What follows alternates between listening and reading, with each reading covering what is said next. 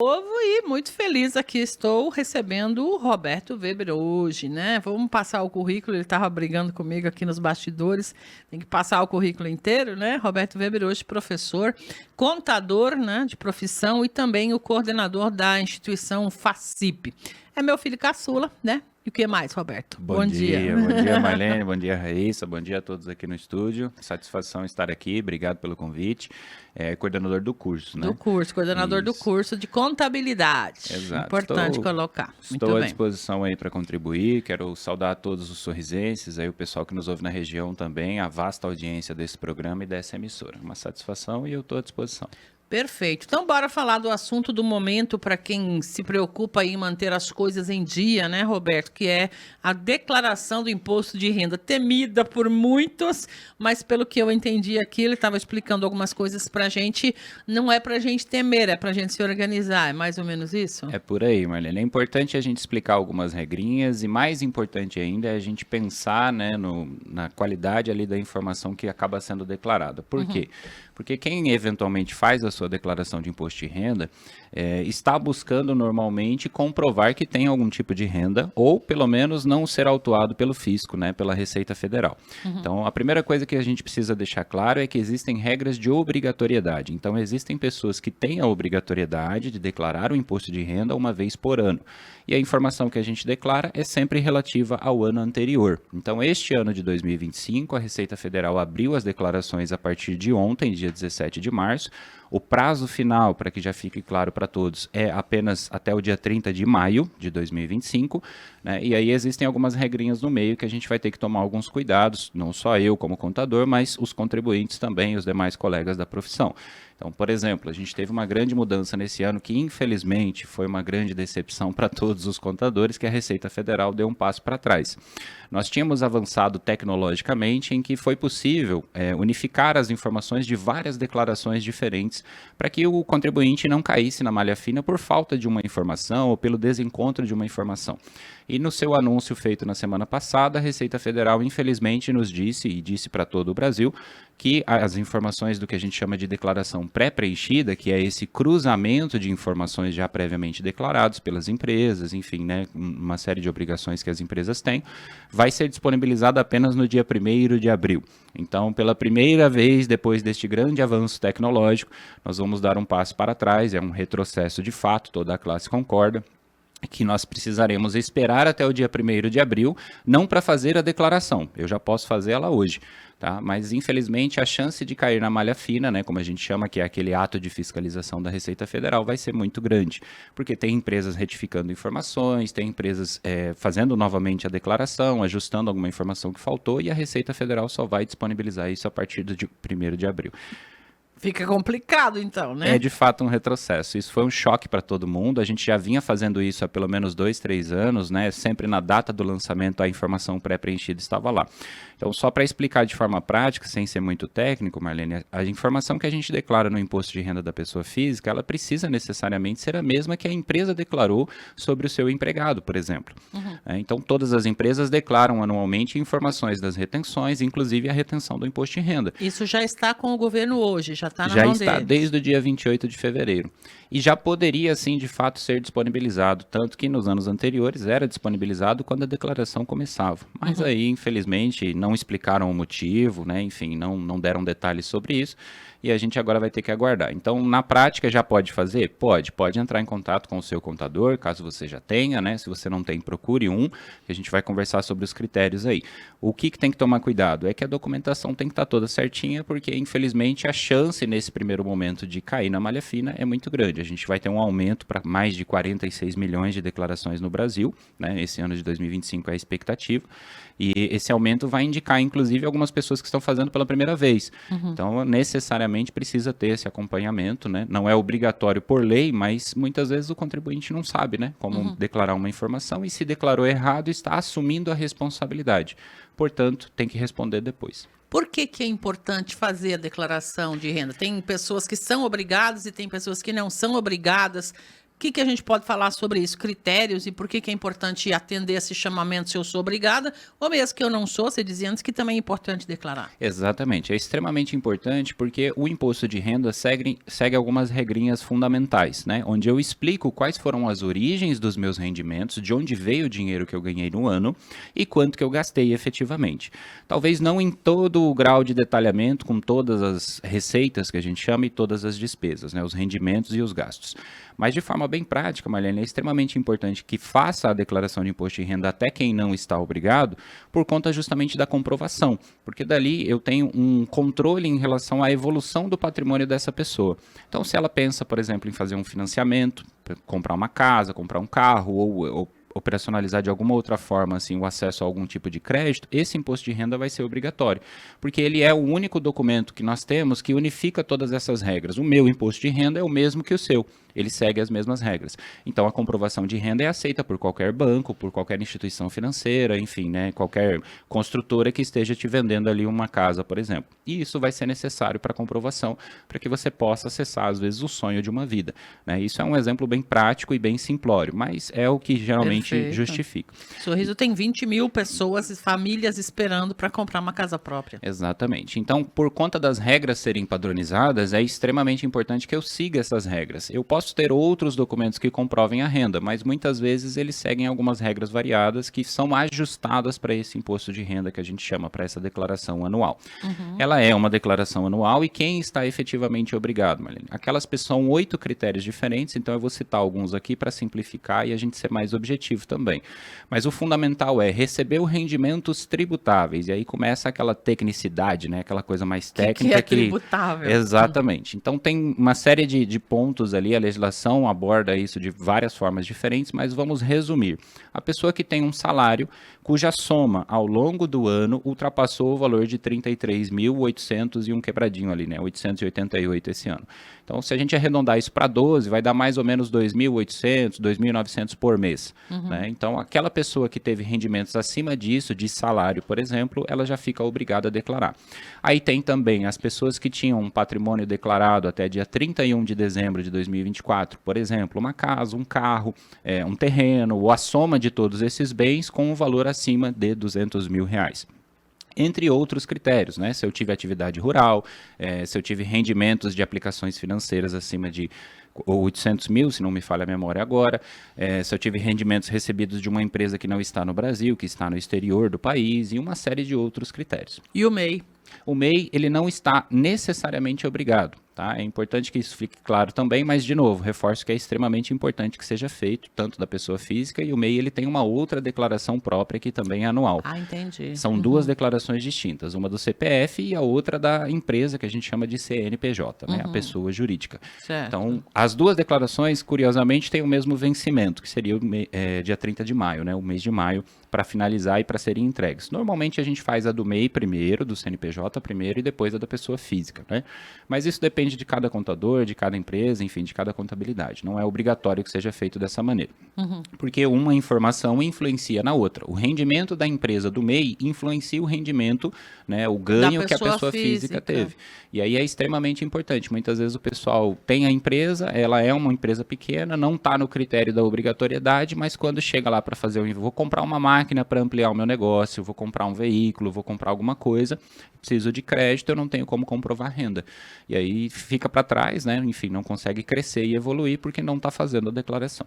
Certo. Roberto, tem muita gente que tem medo de fazer declaração porque acha que vai ter que pagar mais imposto. Isso sempre acontece ou isso eventualmente acontece? Como é que isso funciona? Excelente pergunta, Marlene. É aquilo que a gente conversava mais cedo para compartilhar com todos os ouvintes. Tem que tomar bastante cuidado, sim, tem que ter toda a documentação. Hoje em dia, nenhum contador faz declaração de qualquer jeito mais. Isso já houve no passado, talvez, de declarar e deixar lá e seja o que Deus quiser. Isso não existe mais porque todo esse cruzamento de dados é eletrônico, né?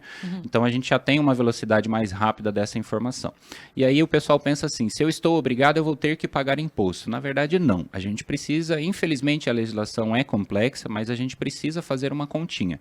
Então vamos imaginar o seguinte cenário, todos os meses eu recebo R$3.000, né, na minha conta ali.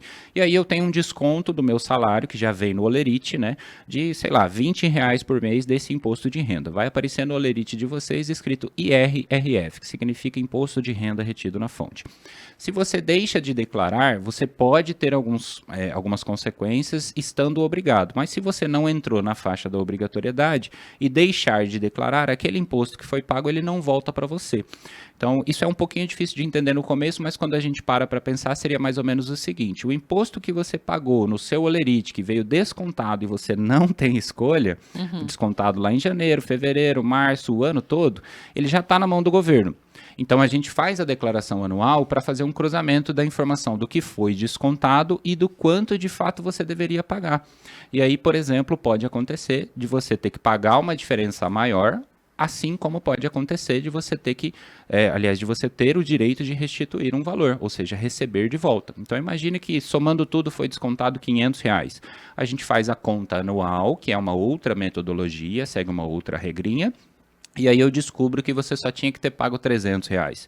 Basicamente, você pagou 200 a mais. Vai então, receber de volta. Você recebe de volta. É isso que chama restituição. Exatamente. Restituir significa receber de volta aquilo que, infelizmente, você pagou a maior. Eu já recebi obrigado a pagar, né? Muita Ninguém pergunta perguntou. assim, Mas... posso não descontar do Olerite, né, do funcionário, ele não quer que desconte? Não, não existe essa possibilidade, é obrigatório que a empresa faça esse desconto, então você que é empregado não fique chateado com a empresa, porque ela é obrigada a fazer isso por força de lei. Certo. E aquela história do Pix que causou tanta dor de cabeça, tem como a gente dar uma iluminada geral, nas cabeças aí sobre isso? O que resultou? Perfeitamente, Marlene. Eles voltaram atrás em relação ao monitoramento das informações, gerou uma grande comoção, né, um interesse da sociedade de fato, porque acho que a gente tem que dar 2 passos atrás ali, Marlene, para ajudar a lembrar que, na verdade, aquela informação, não só do Pix, mas as movimentações bancárias, inclusive depósitos acima de determinado valor, operações com cheque, etc., tanto na pessoa física quanto na jurídica, já são monitorados.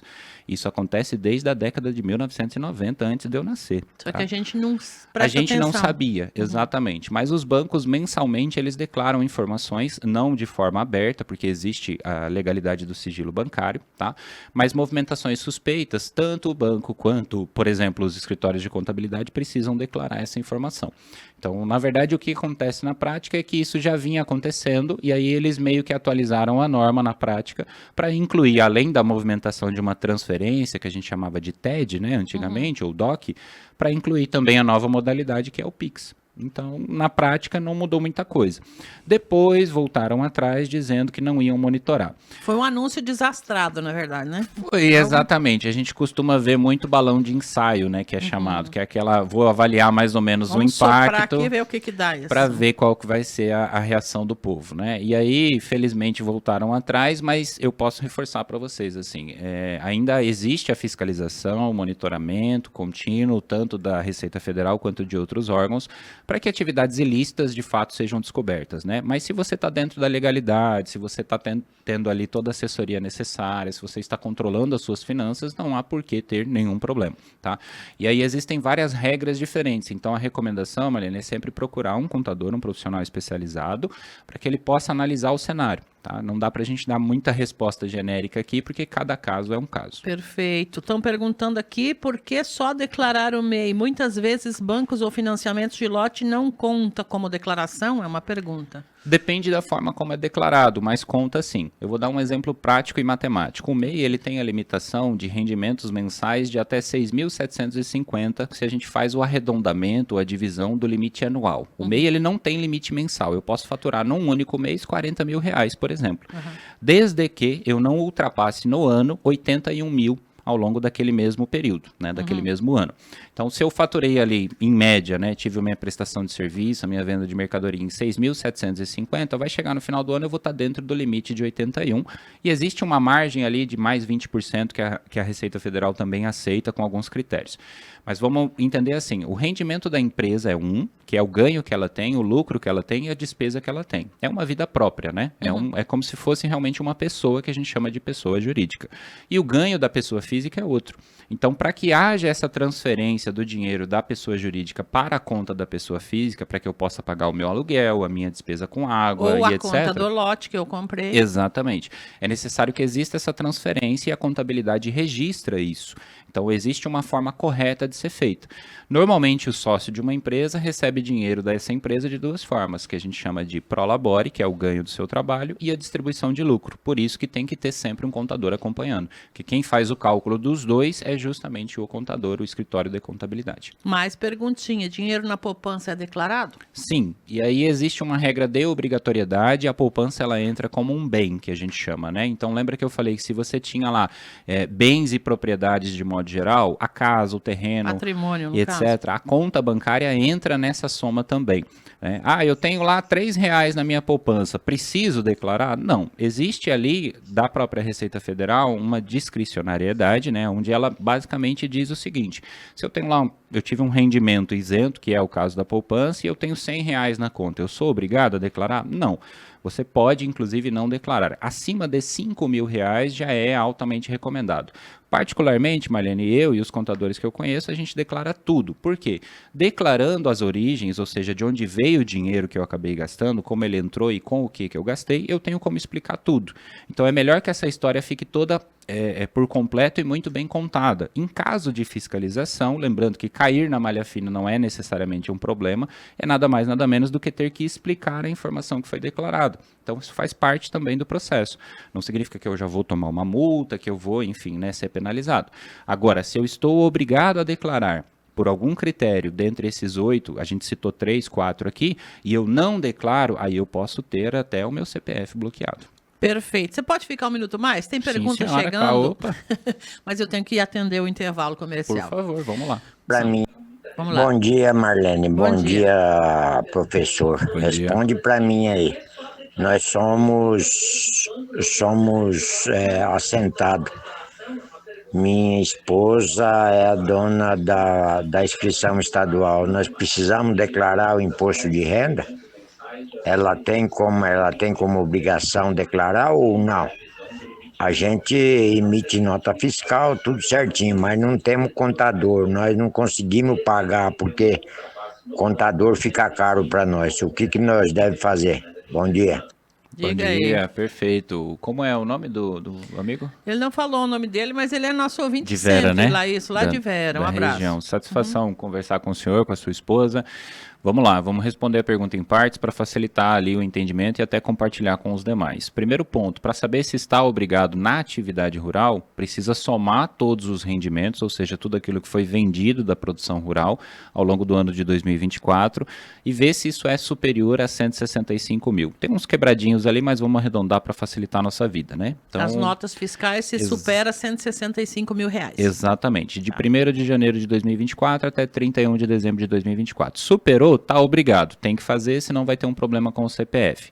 Aí eu volto, Marlene, a reforçar aquele ponto que eu estava comentando antes. Mesmo não estando obrigado, principalmente para o microprodutor, que a gente tem muito aqui na região, é interessante pensar em fazer, né? E aí o colega até comentou ali, o amigo falou que não tem o contador acompanhando mensalmente. Tranquilo, não tem problema, mas a minha recomendação é procurar um escritório, seja aqui em Sorriso, na região, procurar um contador de confiança, né? Conversar, explicar toda a situação, para que ele possa entender e avaliar. E aí depois, eventualmente, se precisar comprovar essa renda, tenha como também, tá? Então, de toda forma, eu recomendaria fazer. A declaração, ela costuma ter um custo de fato, Marlene. Mas é só a declaração que ele pagaria, o custo pelo Exato, trabalho exatamente. da declaração. E aí, no caso dele, se ele não sente a necessidade desse acompanhamento mensal, tudo bem, não tem problema. Lembrando que toda inscrição estadual tem algumas obrigações que a gente chama de obrigações acessórias, que são declarações que são feitas. Então, é interessante que seja acompanhado por um escritório por conta disso também. Que é tá? importante, às vezes ele precisa de um financiamento, alguma coisa lá para frente, e tem já essa Exato, declaração vai trocar de um renda ajuda maquinário, também. vai investir em alguma coisa, vai precisar dessa declaração do imposto de renda para comprovar como foi a renda do último ano, dos últimos anos que seja, para conseguir acessar esse crédito inevitavelmente. Então é interessantíssimo.